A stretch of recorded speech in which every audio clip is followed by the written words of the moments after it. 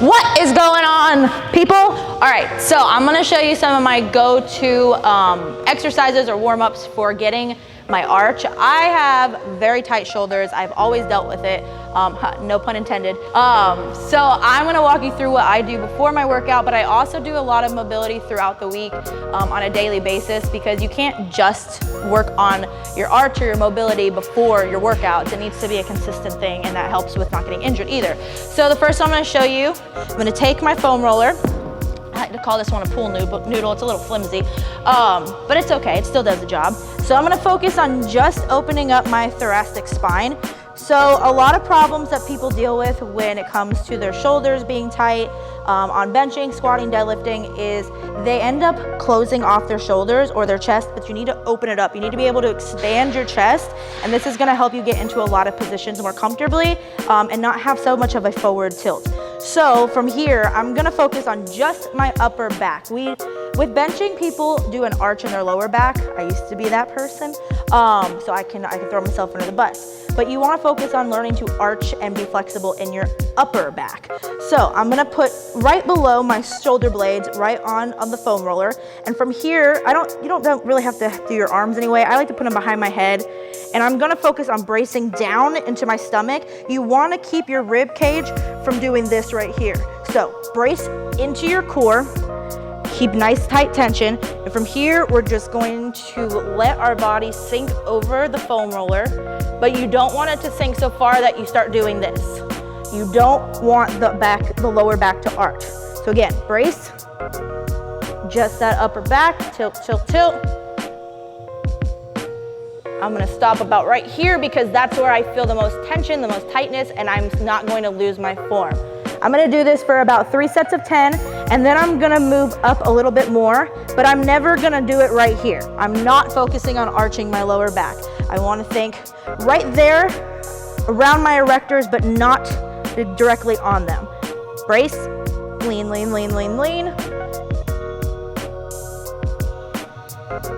And then right back up. So I'm gonna mix in my legs with my upper back now, because on bench, you still have to work on your hip mobility in order to get your butt underneath you, but that's not what we're talking about today.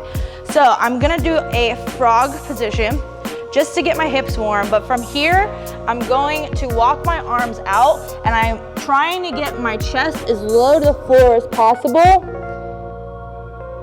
And then I'm gonna bring my arms in and push up. Walk them back out. Keeping my hips sitting back. You don't want your butt to come out here. I know this doesn't look right, it doesn't feel right, but keep your butt back. Get your chest down to the floor. Bring your shoulders in. Push up. You're also engaging your triceps on that push-up motion. Again, walking out. Do this about 3 by 10.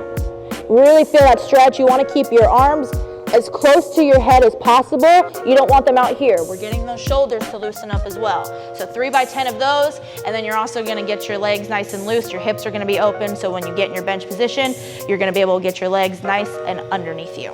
So this one probably is not gonna be super easy for everybody, especially if you don't practice it, but I do back bends before I do bench, because a good cue that I was taught was to think about doing a back flip or a back bend onto the bench, and that's gonna help you better stay on the nape of your neck, but it also helps bring your shoulders in and closer to your head as well. So I like to get in my bridge position the same way I would my bench. So I'm going to focus on getting up on my shoulders and my traps.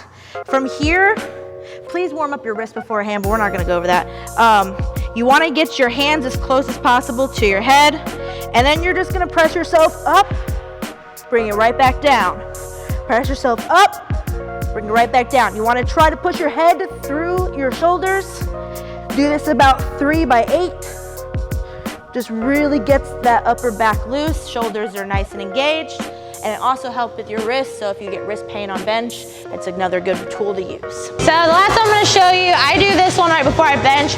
This one kind of shows how your progress is going when it comes to your arch. So you're gonna use your pool noodle again, foam roller. You're gonna get that same part of your upper back. I do it in 3 locations. I start low and I work up.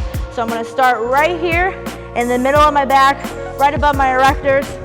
I'm gonna use a bench, and the objective is to get up onto your neck and your traps. From here, you're gonna push yourself into the floor, extend your legs, brace, and then you wanna slowly let your hips fall to the floor without lifting your traps or your neck off the ground. Once your butt touches the floor, hold it for a few seconds. Slowly come out of it, because I'm not gonna lie, when you first start to do it, it's going to be painful. You're probably gonna be like, yeah. And then you're gonna move down. Again, we're only focusing on that upper back arch. Same exact thing. Get up on your traps, push yourself down into the floor, brace, and then let your butt sink slowly.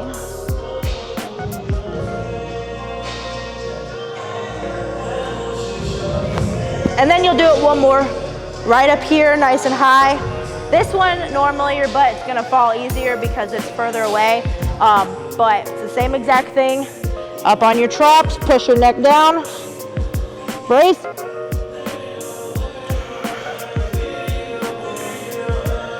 And then come up. You're gonna hold each of those. Once your butt touches, you're gonna hold it for about 10 seconds and then come up. Your butt honestly might not touch for the first few times until you actually start working on your mobility. But over time, the goal is to get your butt to touch the floor at all 3 touch points without your traps or your neck coming off the floor. But try them out, let me know how you like them, and hopefully you can work on getting that beautiful ecdysis arch that everybody wants to have, regardless if you say it's cheating or not.